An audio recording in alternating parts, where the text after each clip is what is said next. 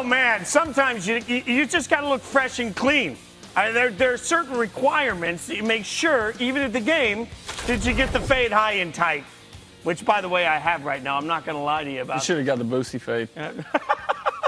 He's AJ McCarron. I'm Jason Fitz. This is the College Football Show presented by AT&T 5G. If you don't know the drill, shame on you. For the next hour, we're going to get you caught up on everything that has happened, set up for everything that will happen tonight, all the highlights, lowlights, everything in between.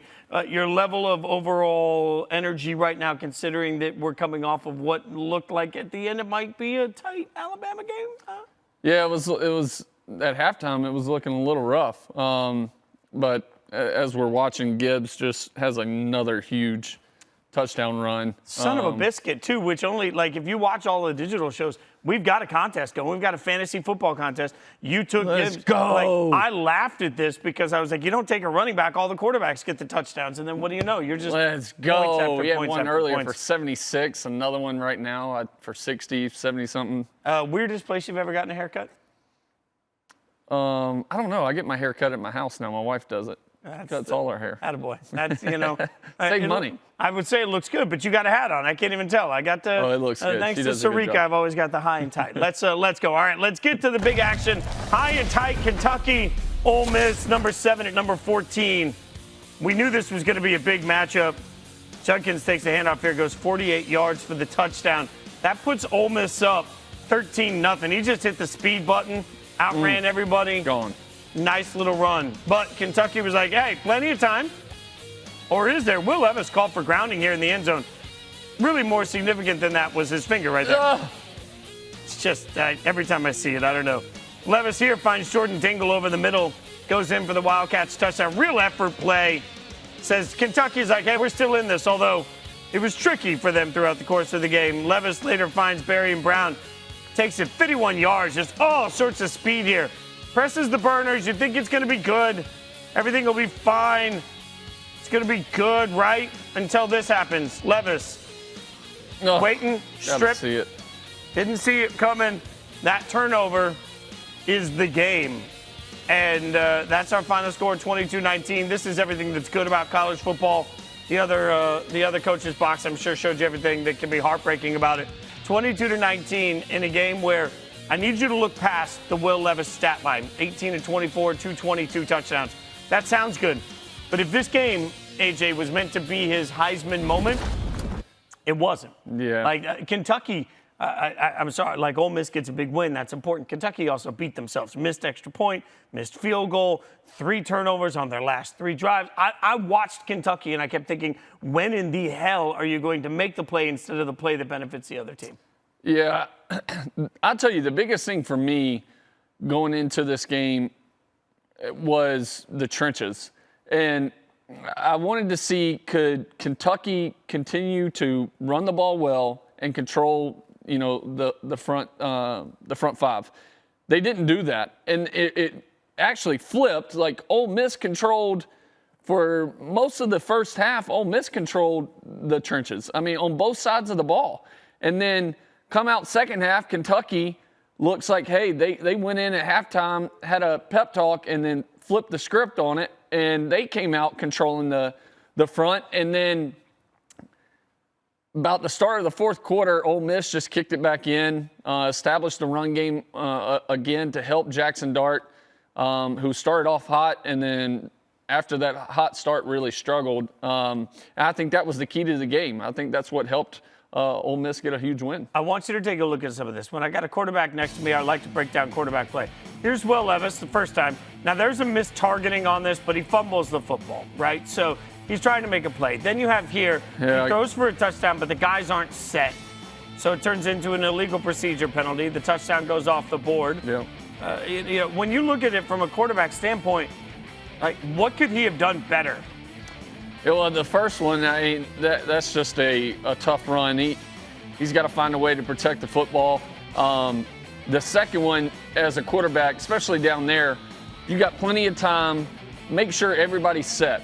That's your number one goal. Make sure everybody's set, so that way a play that should win the game isn't called back, and then the very next play you get a strip sack. Like, And the hard part for me on that last play is you would think with it being from his front side that Will would have been able to see the D tackle wrapping and see the pressure right there to be able to either step up in the pocket or at least secure it and spin out, something to where he's not in the act of throwing as he's getting hit. It was a huge play in the game and helped Ole Miss recover the football and then take some knees. He's also got to have an awareness there with this backup tackle in at that point. You just got to be better. This was a real moment for Will Levis, and unfortunately for him and unfortunately for Kentucky, they don't get it. Fortunately for Ole Miss, they do. All right, let's move on to number 4, Michigan at Iowa. That's right, we have to show you the highlights. I'm joking. Ronnie Bell gets the handoff here, runs for the touchdown. Shocker, Iowa looks slow against elite playmakers. Who knew? Wolverines take the lead 7-0. J.J. McCarthy here running outside. Again, shocking. Iowa looks slow against elite playmakers. I feel like I say this every year I cover college football. Wolverines go up 20-0 at this point. Caleb Johnson runs right here, scores, trying to get them back in the game. It's 20-7. But Blake Corum says, anything you can do, I can do better. And he does. As he gets right around there, makes one man miss. 27-6. A few plays later, Spencer Petras trying to make something happen. It's all too little, too late. 27-14 is your final score. Michigan scored on 4 of its last 5 possessions. And J.J. McCarthy came in, had a really efficient, nice football game. We talk about him every week, AJ, because he's a quarterback. But let's be real. This team goes the way Blake Corum goes. 29 rushes, 155 yards. A big game for him. 100%. But I got to give J.J. McCarthy his props because going into Iowa is a tough place to play. It's loud. I mean, no matter what, it seems what their record is, they pack the stadium out.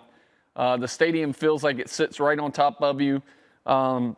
The first real challenge for his, young career. And I felt like he did a really good job of taking care of the football, putting Michigan in a situation to be successful. And he did that well today. Now, are they going to need more out of him from the passing game down the stretch against Ohio State, Michigan State? Yes, 100%. But I tell you what, but I also worry from a Michigan standpoint is how good they really are, because I don't think Iowa's very good at all. I mean, their offense didn't score a touchdown in the first 13 quarters of the season. And you allowed them to put 14 points up. Now, granted, one's at the very end with, final seconds of the game. But if Iowa could do anything on offense, I mean, it was a close game for a while. Yeah, it is. Every year I feel like I have to sit here and be like, Iowa, meh. But, they kept it close-ish for a while. Michigan, you're right, though, has to play better, especially when they take on one Ohio State. We saw Ohio State take on Rutgers today. Coming out of the tunnel, best damn band in all the land. Early handoff. Williams takes it in for a second touchdown of the game. That puts Ohio State up 14-7. It's been a plucky effort. I don't know why I keep using that word this season. Early on.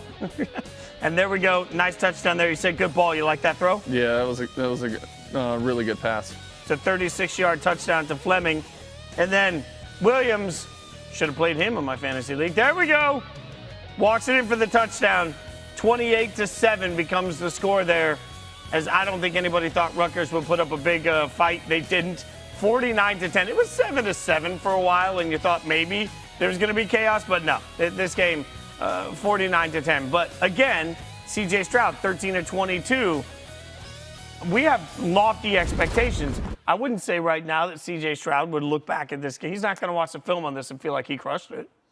Yeah, I mean, this is another team that I compare to Michigan is who have they really played and how good is Ohio State? Like, I'm asking you in a way, like, who have they played in? No, I mean, they haven't played anybody. Like Notre Dame in that Week 1 matchup was supposed to be a matchup, and now we know that Notre Dame sucks. So, like, right. I'm not sure that we can take a lot out of Notre Dame, in that matchup for Ohio State. It's almost like every week right now for both sides, we're just saying, well, like, this is good. They're just getting fine-tuned. But they don't look good doing it. No, I mean, it's been games where they struggle in the first half and then they pick it up late in the second. But I just don't know. I can't buy into the hype all the way right now on how good Ohio State and how good Michigan are. I got to see them actually play somebody. I understand it's no disrespect to Rutgers, but they're worried about basketball and water polo and every other sport. Well, it's still going to be like they got Michigan State next. We'll get to some Sparty highlights later, I'm sure. They get Iowa after that. So they're not really going to be challenged from an athletic standpoint until they get to Penn State number 11. But even that, there's just not a lot of great from the action they're going to be facing. Yeah, and I'd like to see CJ take care of the ball a little bit more in these games where you should blow some of these teams out. He's had a couple of these games where he's had 1 or 2 interceptions out of nowhere, but they're winning, so you can't knock them on that. Well, I can knock the next game because it killed everybody's parlay before you even got started. Like, everybody felt good about one game, it felt like, and that was Oklahoma, at least the way Twitter made it feel, at TCU. This is not going to be a misspeak. Duggan, by the way, drops back. I mean, just wide open. I don't know how you get that open. 73-yard touchdown. That extends the lead. Max Duggan was on fire today, dude. So you look at it, all of a sudden it's 13-3, and you're saying, okay, Oklahoma's going to get it together. They're going to have a little conversation. Brent Venables talking to everybody on the sideline. Should be good there. He gone. Didn't work. Fake handoff, 67 yards. What's Venables saying to his defense at this point? Can I go back to Clemson? Oh, that makes it. And again, look at the score here: 34-17 in the first half. Oh, also wide open again in the first half. This game was 41-17 in the first half. TCU was like, you know what? We're just going to continue this. Puts a dagger to Miller with the 69-yard. I mean, the amount of long touchdowns we're talking about right here, stunning. TCU got 27 points in the first quarter. 55-24, the number 18 team in the country falls. Oklahoma loses consecutive regular season games for the second time since 1999. And I mean, this was a bloodbath from the outset. And again, like, Twitter was sort of laughing about it because what else can you do? But when I looked at the score in the first quarter, how many people just, they closed their their gambling app of the day and was like, I'm out, because so many people had it on their parlay. Look, I don't think a lot of people thought Oklahoma would get their ass kicked, and that's exactly what happened. And they did. Listen, Oklahoma has a long way to go. If I told you, where would you guess Dylan Gabriel was at on completion percentage coming into this week? Oh, I don't know. That's a good question. Where is he? 40th. Woo! And it showed today again. And I like Dylan. I think Dylan is a awesome quarterback. He's fun to watch. He can make a lot of things happen, but his accuracy this year has been all over the place, whether it's timing. I have no clue, getting still used to the scheme. But his mechanics are a little out of whack. His front shoulder's flying open a lot. But he missed guys that were running wide open today for Oklahoma. I mean, it's not like they didn't have opportunities. They had plenty of opportunities early in the game before he went out with a absolute just dirty hit by Jamoy Hodge, linebacker for TCU. But I'm worried about Oklahoma right now. I mean, the season's done. Pack it up. You're playing for the Red River rivalry now, and that's about it. But it's definitely a letdown year for them. Red River rivalry will be the next matchup for Oklahoma, taking on Texas. You never want a quarterback to leave for injury. The only fun thing that comes out of a backup quarterback is when you find out that maybe they have the best name. General Booty. I mean, General Booty. That's just the level of badassery when your name's General Booty. I don't even know what it's. Now, Bevel played though, right? Bevel's the one that came in and played before Booty, right? I believe so, but I don't know. I was so mesmerized with General Booty. Yeah, well, you got the whole saying. Can we get it? Can we hear it? I mean, can the fans hear it? Can the fans hear what? You're saying. Swiggity Swooty, he's going for the booty. Oh, now I can use that on a sack. Oh, I need all of this. All right, they're telling me we got to move on to the next game. They're comfortable with the booty talk. All right, let's move on next to, yes, now I'm back with this. We got to get you ready for tonight's game, and we do that in the form of NC State and Clemson. You look at that defensive line, these guys are terrifying. They're downhill, they hit hard, they're fast. This will probably be one of the best runs that we play against for the rest of the year. And their D-line is tremendous, and so, you can't stand back there and take all day. They have a new defensive coordinator, but he does a very good job of mixing things up. Leary's going to take a shot, has a receiver. It is caught. Touchdown, NC State. Very savvy guy, understands how to manipulate a defense with his play action. It really does a good job with the RPO game and getting the ball to his playmakers. He also understands how to give his guys a chance to make plays. There's nothing that's going to be passive about us on Saturday. We got to take the fight to them and bring it early and bring it often. Okay, you better buckle up for this game. This is a top 10 matchup. First time NC State has been ranked in the top 10 when they face Clemson, and I'm just out here watching warm-ups for the Pack. And they look really good. They are big, they're strong, they are super experienced, and it's a group that's playing together with a ton of chemistry. Clemson is playing really well too. DJ Uiagalelei took a huge step forward last week. He was particularly effective on third down. So let me show you Clemson. Let's go. We're about to have an epic college football game, so buckle up. I will be absolutely shocked if this isn't a knockdown, drag-out, great football game. Tune in, 7:30. Can't wait to see you there. The great Holly Rowe getting us ready for this game, and this game raises a lot of questions. It's a college football show presented by AT&T 5G. If you're watching this in the app, you can authenticate, stick around right here. Watch college football directly from here all day, all night. AJ McCarron, Jason Fitz. AJ, we just heard about DJ Uiagalelei taking a step at the end of last game. And I'll give you that. I don't want to sound like I'm Nancy Naysayer on everything today, but I'm also kind of, I don't know, Carl cautious on all of it. Like, for me, it's a Wake Forest defense that's okay. Right. And he throws for a bunch of touchdowns when we include overtime, and everybody goes nuts for it. Like, I don't know. I think there's more to this game. Like, NC State defensively is in a totally different world than Wake is, and I'm not sure I can take what I saw last week from DJ and put it into this week's game. Well, I'm with you 100%. I think being at home, having the crowd behind him is going to help Clemson play well tonight.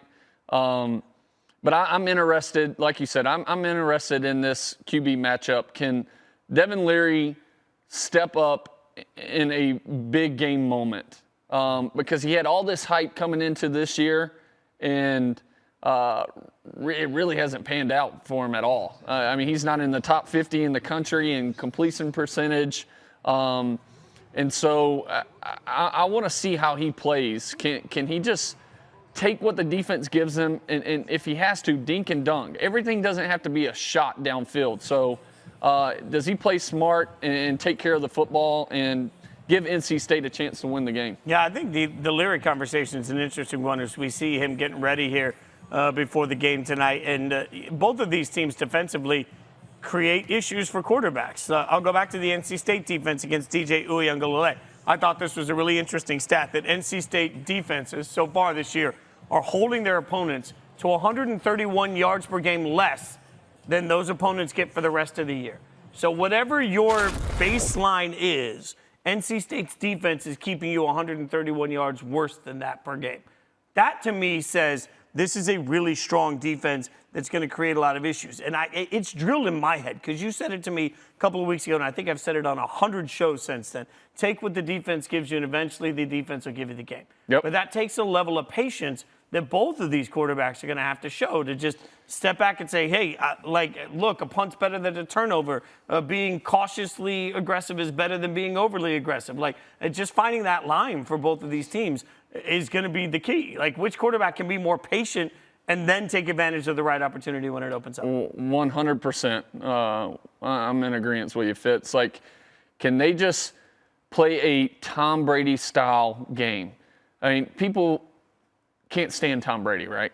One, because he wins all the time, but he knows how to take what the defense is giving him. I mean, Tom will throw 15 to 20 passes less than 10 yards, and then all of a sudden, like, defense is slowly creeping up, and then one-on-one opportunity takes his shot.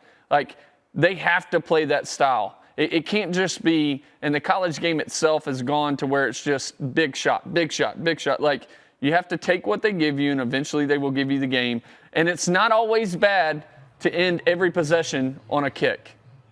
Is this a make-or-break week for you for the ACC, or game for you for the ACC? Because you got number 10 versus number 5. So it feels like whoever wins this game becomes a clear front runner, and whoever doesn't becomes part of the also-rans combo. Yeah, I would say so.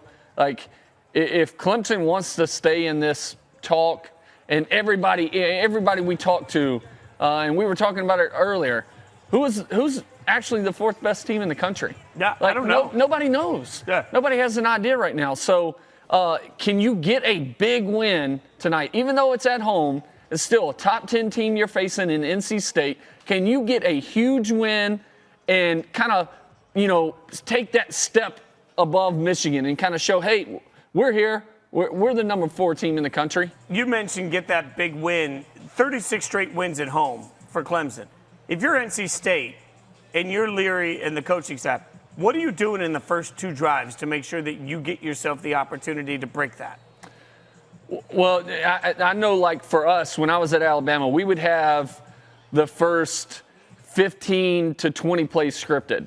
I mean, it was already set out. And it was like, hey, these are the plays, these first 15 plays are the plays that we've repped 1,000 times this week. These are the exact plays that we feel most confident about, we know everybody knows what they're going to do. We could literally, if the lights went out on the stadium, we know how to execute these plays. So that's the biggest thing, running the plays that you know how to execute, and having a good opening drive to put some type of points on the board. Clemson's favored by 6.5. Over-under's 40.5. And so when you start thinking about that, let's do the quick math. That means that if Clemson's going to win by 6.5 and it's an over-under of a 40.5, Vegas thinks this is a low-scoring football game that Clemson wins. You agree with that? Hey, AJ's like, I don't know. Here's the thing for me. I think both quarterbacks have question marks, right? Yeah. And so whenever it comes down to question marks, then I favor the defense. But asking for 40.5 points, that's a pretty low number for these 2 teams. Like, all it takes is one team to get into the 20s, and we are above that number. So I tend to think that we're overestimating how low this, or I should say we're underestimating how many points they'll score. That's an easy way to say it. But I think the 6.5 number is really surprising to me. Like, even if you think Clemson's going to win, Clemson by a touchdown is a lot in this game for these 2 teams. Oh, yeah, I'm with you 100%. I think this is one of those games where it's either going to be really, really low scoring, or it's going to be a shootout. And it really depends on, like we've been stating, it depends on both teams' QB. All right. So with that being said, as we watch the players warm up, we get to make some picks. So AJ, as the resident national champion on the show, you get to make the pick first. Who you got in this one? I'm going to go Clemson tonight. Okay. A huge win. I think Clemson takes a step forward and shows, hey, and starts putting their name in. We're the 4th best team in the country. Put us ahead of Michigan. I like Clemson at home. Every time I've had these sorts of games for the last several years, I've said the same 2 words, Brent Venables. And Brent Venables, the defensive coordinator of Clemson, is now the head coach at Oklahoma. I always think, coach can out-coach anybody. They don't have that at Clemson this year. And NC State's defense is spectacular. I think even though NC State hasn't played anybody, and even though my preseason pick was Clemson to win the ACC and go to the college football playoff, as we get to this point of the season, I haven't seen enough from DJ. And you're right, Leary still has questions to answer. I think he can have enough success here. I actually am going to pick NC State to win this game. And then I'm going to get off Twitter, because if I'm wrong, Clemson fans, or NC State fans are going to remind me loudly, continually. So we disagree on this game, but we agree on one thing importantly on this show. the entire mood of the set is better because of the next highlights we have to show you. That would be Alabama at Arkansas. I said it wrong intentionally, don't at me. Bryce Young, Kobe Prentice, over the middle. Rumbling, stumbling, bubbling, 47 yards. Alabama up 7-0. And this early looked pretty easy. In fact, now Young says, how about 007? Well, we don't have him, but we have our own Bond. That one hurts. No, that one hurts. Look at that. He goes down. I've been a part of that arm injury right there. So the minute you saw that, you said, I know what that is. And we'll get to that in a minute. I want to make sure that we give that a little bit of a space here. In the meantime, it resulted in a backup quarterback situation for Alabama. It looked a little rough at times in the second half, but as you can see there, we get a scoring drive. Now Arkansas, at this point, trailing 28-17, trying to keep it a game, and they do. They get a touchdown. Sanders with the run. They're going to go for 2. Solid defense there. They stay home. That's good fundamentals by everybody. Yeah, it's just when Arkansas started to get some momentum, it's like they just couldn't get enough to get over that hump. They got to the speed bump and then got stopped every time. 35-23, and then you mentioned Gibbs earlier. Woo! This is where I get to say, swiggity smoothie, he's going for the booty. He gets the treasure. He gets all the prizes and all the glory that comes with it. 49-26 in a game that in the fourth quarter was 28-23. So an absolute fourth quarter explosion by Alabama that puts this thing absolutely out of hand. Now, I want to go back to the injury to Bryce Young because we were sitting in the conference room at ESPN. You saw him go down. You saw him get up with what looked like sort of a limp shoulder. And you immediately said, I know what that is. Yep, exactly. I've injured this, my throwing shoulder twice in college, this exact same way, to be honest with you. It was my first year playing against Arkansas. It was the fourth game of the year, 7th play of the game. I still remember it, Fitzy. But the exact same way, sprained my AC joint in my labrum. I know exactly how that feels. It took about a year before my shoulder felt back to 100%, and then did it again my senior year versus Tennessee, going for the goal line, extended, and landed just like that. So I know how I fixed it and handled it for the rest of the season. I would get shot up in 3 spots in my shoulder before each game. Wouldn't throw a pass all week during practice. And we went to the national championship that year against Notre Dame. But I would come out on Saturdays and throw for the first time all week after getting those 3 shots so I can move it around, because I promise you, the AC joint and the labrum are 2 things that are going to be tough to deal with. It's going to be an aching pain. It's going to be rough to sleep. At night, you're going to be tossing and turning. It's a tough injury, but it's one that he will be able to play through. So it's interesting you mentioned that because, and again, Saban post-game has confirmed what you're talking about, a sprained shoulder. And at some point you look at what it means for the rest of the season. You also look at the decision for this season, for this game, not to bring him back in. At one point, it seemed a little hairy, but it felt like the game was in control. Why put him at future risk? That all made sense. It will be interesting to see for the rest of the year. Obviously he doesn't need a lot of reps. He's familiar with the offense. He's familiar with the guys he's playing with. But still, if you're telling me that for somebody like you weren't practicing in a world where there's not a huge gap between where Alabama and Georgia are. Yeah. I mean, these are the small moments that make a huge difference. 100%. And it's going to be tough because this is one of those setbacks that could, really hurt their offense that has at times struggled, finding that rhythm and connection with each other, whether it's because they got multiple guys on the offense that are from the transfer portal or for whatever reason, but it's not the same offense that they had last year, even though they're still undefeated, very successful as an offense. But this is one of those injuries that I'm telling you, it's going to be tough. And it's going to be a lot of work to play each week for him. Well, and it'll be interesting to see how even down the road, the playoff committee is told to give value to who's on the field, who's not on the field. How will they give value to whatever happens the next few games for Alabama? We won't know that until we see and whether or not he's able to come in and play. All right, let's get you to more action. Oklahoma State taking on Baylor. That's number 9 Oklahoma State taking on number 16 Baylor. We pick it up at the kickoff of the second half. As you can see, Baylor's getting whooped. But Jaden Nixon says, I'm not a crook, but I'm going to take this thing all the way to the end zone. Oh, Huge play. Look at Baylor. Baylor is in stunned mode. That made it 23-3, but Oklahoma State said, no worries, we got plenty of time to giddy up. Cowboys get a nice catch there. Braden Johnson, 49-yard. They call him out at the 1. Just give him the touchdown rep. Then you got Blake Shapen hitting Baldwin. Nice. Great ball. Yeah. Great ball. Nice play afterwards to it. Let's go, young man. Those unis are awful. Yeah, they're terrible. It's 33-25.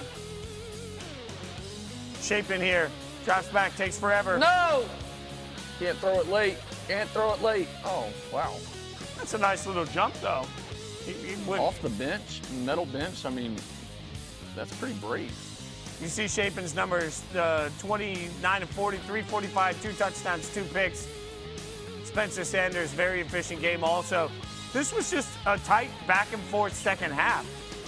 But it felt like there was just such a hole. Oklahoma State Baylor dug themselves in such a hole in the beginning. It was just impossible to get their way out. Yeah, I just felt like Shapen had some too many chances in there that weren't a smart thought process to it.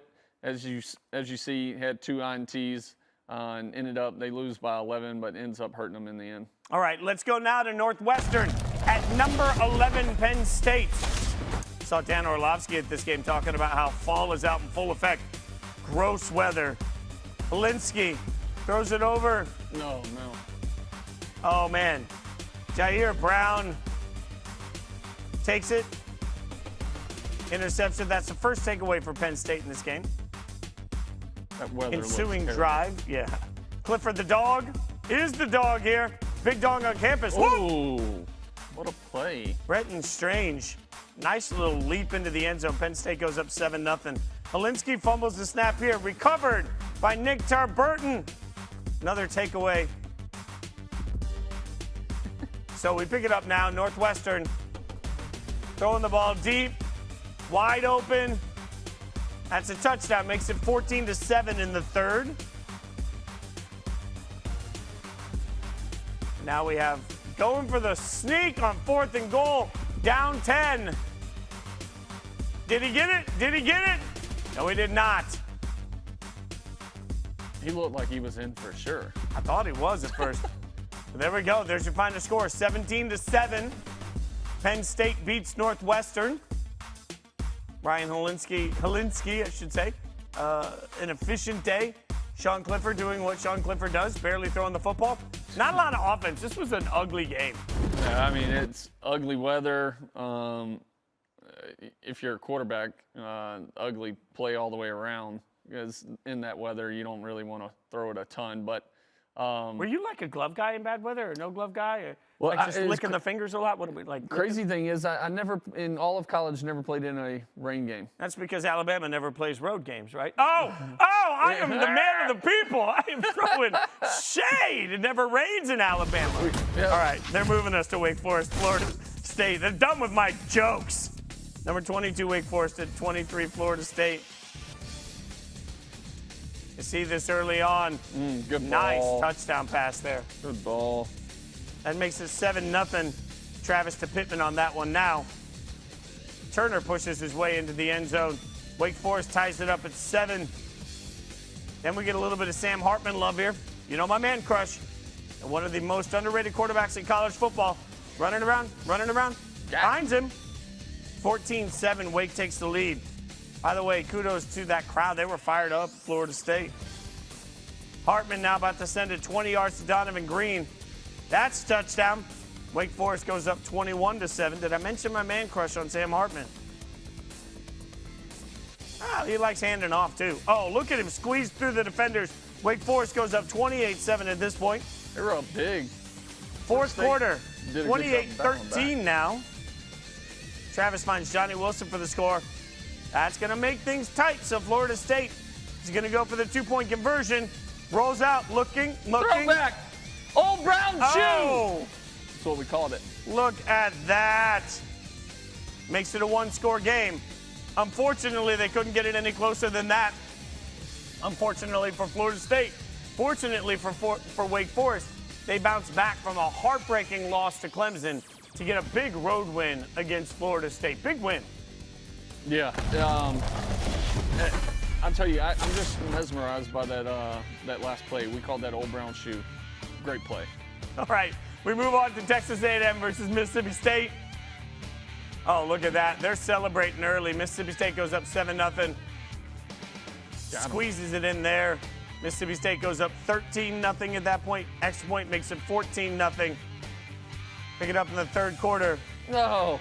Field goal Pick blocked. it up, baby. Blocked, and he scoops it like he's ice cream on Fat Kid Day. Just takes it with him. I don't even know what Fat Kid Day is. I was a fat kid. Don't at me. 21-3, Mississippi State takes the lead there. Max Johnson to Moose Muhammad III there for an 18-yard touchdown. Shaves a little off, but doesn't help. The Look wheels at are that coming off. score. Look at that score. Mississippi State 42, A&M 24. Just yet another week where Texas A&M lacks identity on offense. Yet another week where it feels like they don't get enough out of their quarterback. Yet another week where it feels like A&M doesn't play up to how good they're supposed to be. The wheels are coming off A&M, and they are going to get beat down next week. Yeah. And by who? By who? Yeah, next week would be, I don't know, Alabama? Yeah, Been waiting on that one for a baby. minute. Hey, we want to take a second and acknowledge the Air Force-Navy game. It takes people bigger, badder, stronger, more courageous, and better than I will ever be that fight for our freedom. So They give us the opportunity to even talk about sports for a living. When the services play, it's important that we respect that. 13-10, Air Force gets the win. Congratulations to everybody, and thank you for your service. I got to say that. Yes, of course. Appreciate you guys. That's awesome. Yeah, these are the moments too. And by the way, there was a fun fact. The Service Academy games, I think 39 of the last 50 have hit the under. Like, they're not big scoring games. But every time I watch the Service Academy games, you realize what's on top of their plate, because everybody at the college level is dealing with school, they're dealing with classes, they're dealing with life. These guys are also dealing with, the importance of what they do for our country. So 100%. How How about that stat, though? How awesome is that? 8 passes, 6 of 8 for 156? That's not bad. It's not bad work if you can get it.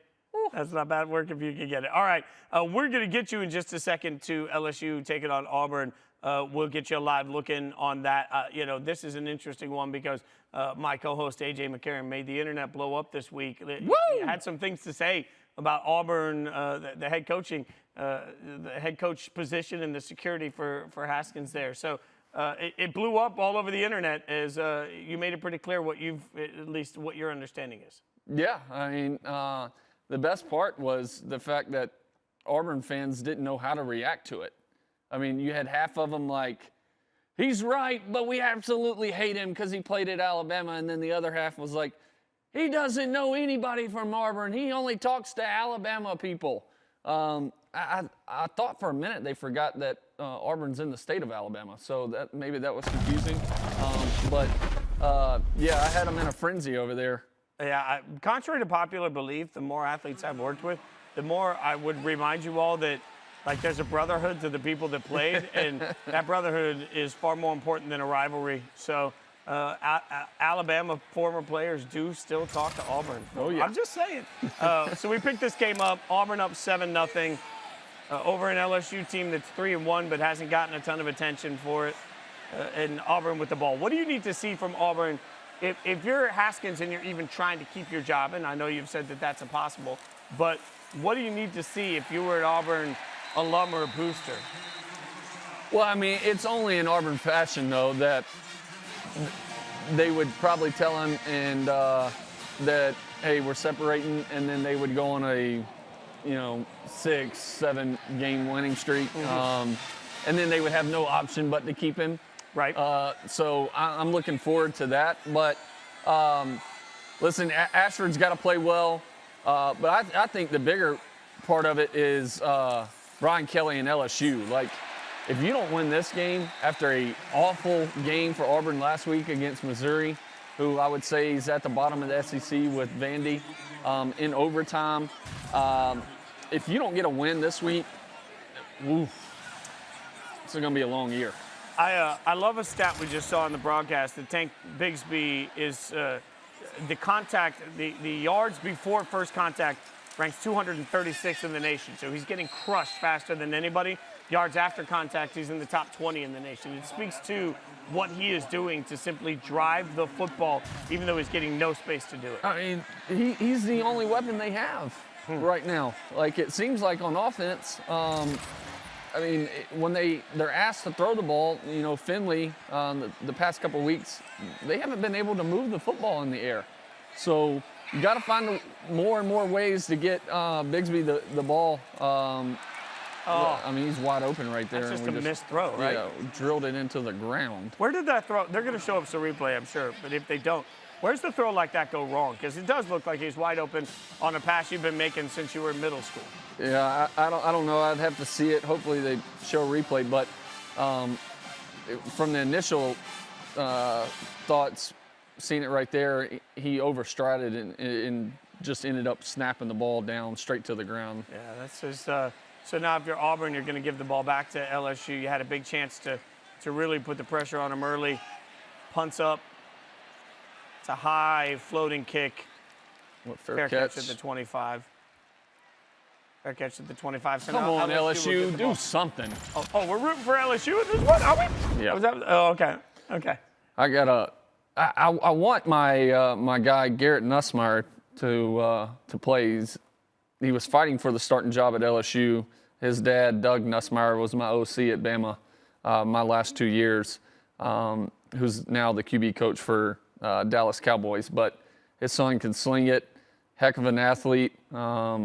Hopefully he'll get a chance. I would think if LSU struggles, Brian Kelly will end up throwing him in there and seeing what he can do. Well, if that happens, it'll be a holy cow moment. Speaking of cow, this is where we show you some highlights.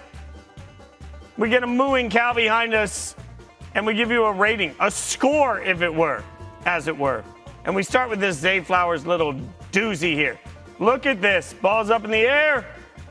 Double coverage comes down with it. Wow. I don't know if I'm just feeling generous, but, like, you know me. Usually I'm a tough grader. When you go up, up, and away. That's a hell of a catch. I gave this a high score. I'm not going to lie. 98. This gets a 98. I like it. Might be my highest score of the year. All right, we go next to a little bit of Texas Tech action here. Donovan Smith lobs a deep pass to Trey Cleveland. Yours to score. See, I think right here, I think he got away with a little bit of offensive pass interference. He's also got his arm, or maybe the defender's holding it.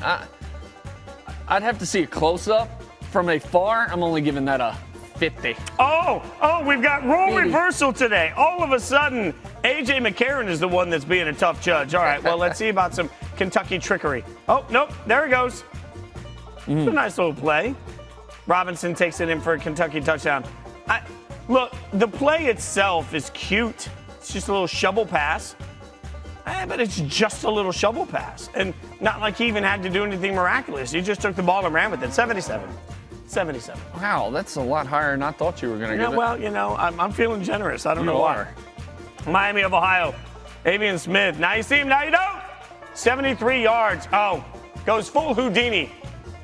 Magic trick. Yeah, I like the run. If they weren't playing Buffalo, the college, and they were playing Buffalo Bills, the NFL team, I'd give them much higher, but I'm only going 80.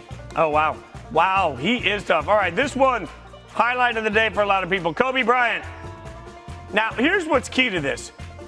He takes the towel out, throws the towel away, and comes down with the pick. Now, we could talk about whether he was a little handsy with the towel. I don't think it would have made a difference to the route, right? So The receiver was breaking out. But the fact that he threw the towel away, then to catch the ball, that's a level of trickery I did not expect. And that, my good sir, gets me the first 100 of the year. Wow. Oh, How do you give that 100? Because there was a magic trick. And Iowa State's quarterback threw an out route into cover 2. Yeah, but he had to throw the I don't know. That should be the easiest pick for a corner playing cover 2 to an out route ever. He had to throw the ball in like ever. It was like trickery. Yeah, but he got beat off the line. He went like straight David Copperfield sort of thing. Just, like throw this now. Luckily, you see, now the you quarterback made a awful decision. Wow. Oh, so you're going to blame the quarterback? Oh, 100%. He said, "Go, gadget arms," and went, and then got down with the ball. Nah, he was toast. He didn't do his job.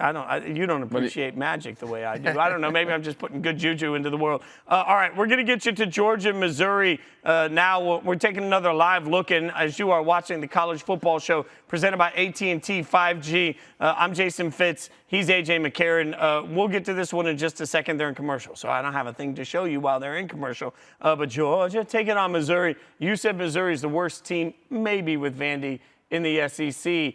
Georgia, I think, is the best team clearly in the country, incling Alabama. I don't know about clearly. Clearly. Yeah. There's like a 1. You said that in capital bold letters. I think it's all lowercase. I didn't know. I brought a cheer squad out and they spelled clearly out. That's how ambitious I was with it. So I feel like I have no idea, y'all. I'm just picturing a cheer squad coming in and just saying the word clearly. And then leaving. Not doing any, clearly, and then leaving. No, so I mean, this feels like a bloodbath in the making, right? But if you're Georgia, these are SEC matchups. That's, I think, give you a little bit of a love for conference foe. But no, Georgia should roll them here, right? It should. I look for Stetson Bennett to stay on a roll. He's been playing awesome this year. Super proud of him. His whole story. His confidence is at an all-time high. And I think after a not-so-well game last week, I think knowing Kirby, they just had a crazy week of practice, and they're going to be ready to play. Well, we're going to take you back to Auburn, LSU while we wait. Auburn already has the ball back. Jeez, Monday. Yeah, I mean, this is I'm not sure we're going to get, it's October 1st, so in honor of that, the offenses in this game could end up looking like a horror movie. Yeah. Are you a big horror movie guy, AJ? Oh, love them. Really? Love scary movies. Me too. I'm all in on this. Love it. Me, you, popcorn, scary movie. Let's do it, dude. Oh, my God. Right here. That's great. This is sort of, I don't know, this is like the original Halloween. It's going to be slow-paced until the very end. Yeah. And then it's going to be, the whole thing is going to be suspenseful and ugly. And at the end, you're trying to figure it all out. Yeah. We'll sleep the first 3.5 quarters, and then we'll wake up the last couple minutes. Oh, that's a nice little throw, though. As I say that, big play. How is this ball not picked? Because it's LSU. All right, let's move. God, my Menchies are going to be awful tonight. Let's go to Georgia, Missouri, and Missouri, it looks it looks like an interception. Fumbled. We have a fumble recovery, and the crowd goes wild. Look at that. Got to respect the Missouri faithful for showing up. I think it was mainly to show up to watch Georgia play more than watch their own team play. Probably, but I spent a lot of years living in Nashville where, all 7 Vandy fans went to games. So, this feels... What's the spread on this game? 27, right? It might have been even bigger when I looked right before. Not that if I was going to put action on it, I might have been a little scared by the number. Really? Yeah, I would have played 27. Here's the thing. I don't disagree with the concept of 27. I think it gets a little too unpredictable when you go to the second half and you pull everybody and suddenly, you end up with that. That's why I like first half numbers better on these sorts of things, All right, so Missouri with the ball and trickery. And not happening, fella. That defense is too good. See, I don't understand the play calling versus Georgia.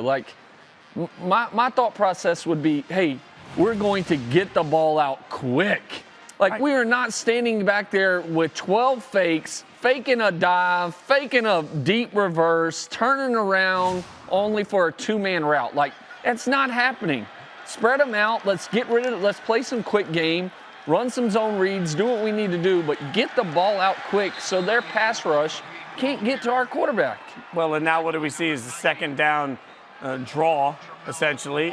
Quarterback could have kept it, but quarterback hands off. There's nothing there. They're stuck in 3rd and long, and you've got some of the fastest, best defensive linemen in the country now able to tee off at. And to your point, I think that first down call, you're either asking Georgia to be fundamentally unsound, which isn't likely to happen, or you're asking their super fast athletic guys to not be better than yours, which is also not going to happen. So feels doomed here. Yeah, if you're Missouri, like, we want to just run as much clock as possible, right? Like, we want this game low scoring. Like, let's just dink and dunk and then take our shots when we think we have a chance. But other than that, like, get the ball out quick. Let's stop holding the ball. Frankly, I would have rather seen a screen on that first down than to see 72 different fakes. All right, we're going to have a punt here, and we'll see how this one goes for Missouri. Might be the best ball movement we see of the day from them against Georgia. I don't know. I don't know, y'all. Like, I'm just fire of the gods. Is this the farthest ball in the air all day? Fair catch there at the 10-yard line, and we'll keep you updated on games as they go. Hey, AJ, are you ready for some bruh? This is where, delivered by Pizza Hut, we give you some of the most bruh moments throughout the course of the day. Let's do it, bruh. All right, bruh's going over bruhs. Pros going bros, I don't know. This was Michigan on Michigan crime right here. You know, J.J. McCarthy trying to drop back. Got them big old O-lineman feet. Yeah, his ankle or pinky toe is going to be hurting. Yeah, all of and your pride when you go tumbling down that way. Obviously didn't impact the game, though, so everybody can laugh it off and say, bruh. Afterwards, next up, little Boston College action. Drops back to pass. Got to get rid of it. Got to get rid of it. Got to get rid. Not that way, though. You're going the wrong way. Oh, man. All on it, my guy. What do you quarterbacks think of throwing? Even the fans know not to throw that direction, AJ. Yeah, I've never done that, so I don't know what to say on that one. That's why you got championship rings and most don't. See? You just got to throw the right way. All right, next up, Will Levis. Again, this is the plane, trains, automobile moment going the wrong way. Not talking about Will. Actually, this time I'm talking about Will Levis's finger because it goes full Booger McFarland. Fingers were arguing. I mean, what direction's he pointing? I don't know. Good for him on staying in the game, though. And, of course, got to get a little love in here to Wisconsin. Oh, got to catch it first. Put the lotion in the basket. It's a Silence of the Lambs reference for all you kids out there. It's Halloween, you know. I mean, and he even kicks it up to him. I mean, that's just the worst imaginable. That's a great kick, though. Oh, not so great. Here's this play call for Baylor. Hard to see with the unis match in the end zone this way, but check it out. You're backed up your own end zone. You just tossing it out there? I hated this play call. Bad play call. Bad all the way around. Bad blocking. Bad path. QB sneak next time. Just shove the ball up the middle, brah. All right, we're going to get you now to a live look in at NC State taking on Clemson. Again, 36-game home winning streak for Clemson. Coming out, empty formation, first play. Going to be the biggest test that QB DJ draw. Uiagalelei has faced. It's good defense, right? I've never understood, like, unless maybe your quarterback, absolutely, he's one of those guys that needs it. Like, once you get hit, which I've been that way sometimes. Like, hey, once I get hit for the first time, like, all right, I'm feeling like myself. Like, I know I'm in the game. QB draw first play. Like, let's limit the hits on your starter. Yeah, that makes. We got a flag on this play. I think it's a face mask right here. I think. Also, I don't know. Tell me if my eyes are good. Tell me if my eyes are good. Look at that. Look at that. Woo! QB1 with the QB1 analysis right there. The eyes don't lie, baby. Look at that. Okay, so that's the face mask. Pretty obvious. I mean, not to me, but to you with the I called it as it was happening, too. Yeah, you did. I think that was a good call. So now we get, this is sort of worst case scenario. It's early in this drive, but if you're NC State, as you've talked about many times, you have to make a statement early in the game to get the crowd out of it. That doesn't help because Clemson's already essentially to midfield with the 1st and 10. Uiagalelei takes the snap, takes the handoff. Wide open. Wide open. Where's the defense at on that? I mean, that is an absolute. What are we playing here? Cover 3. Oh, they came in. He never went out. He was playing match. He was playing 3 match. 6 was. He's supposed to be out in the flat. Defensive miscommunication. And Clemson's only 3 plays into this drive and making it look easy. It's time to hand off.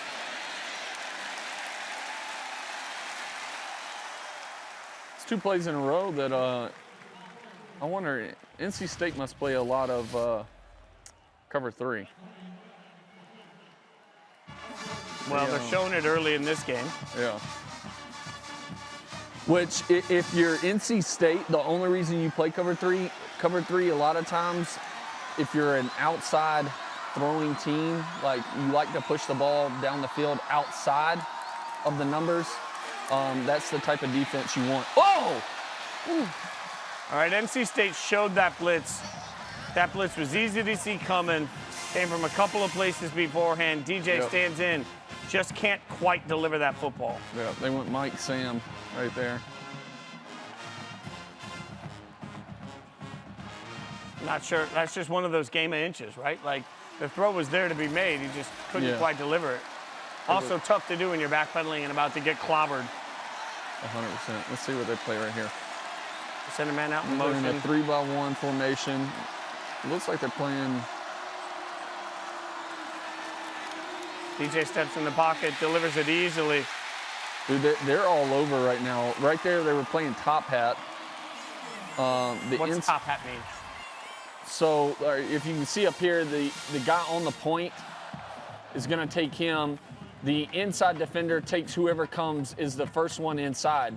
And so how they confuse them is you run the tight end vertical at him, which freezes him, and you take the outside receiver in that bunch and bring him under, because really that inside backer, that inside defender in the secondary is out of that bunch is supposed to take that outside receiver because he's the first one pushing in.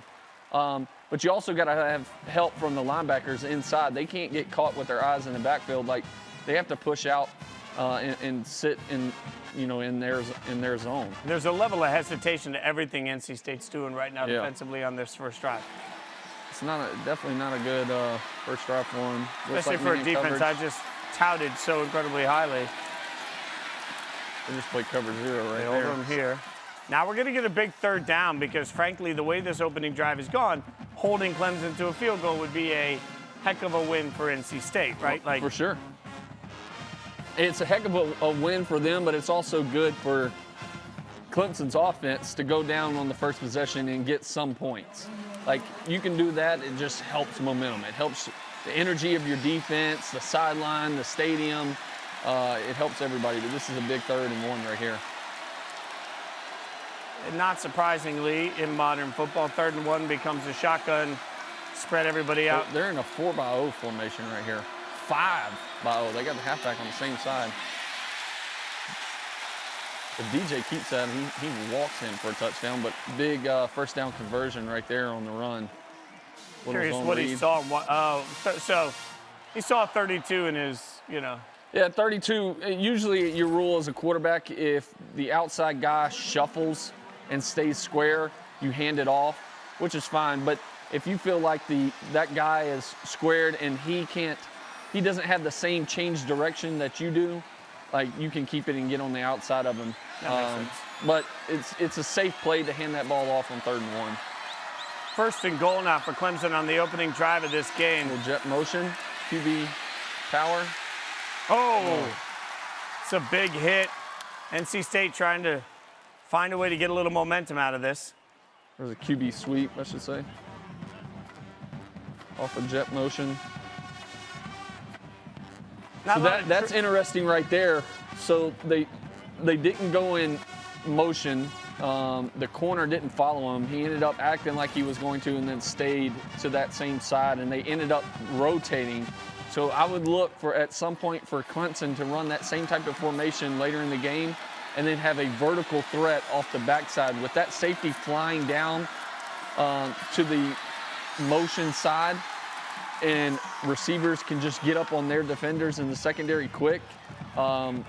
If the rotation's not there and communication for NC State can leave some big holes in the So now secondary. you got 3rd and goal here. Again. And you're looking at, you're about, 4-yard line. So this is one of those situations where you're at 4-yard line. Hard to just shove it in, right? Yeah. So you're going to have something creative called. Or you're going to have to trust DJ. Yeah, the only way you run it is if you think you're in 2-down territory, like if you're going to go for it. If not, no. Oh, big hit. Why?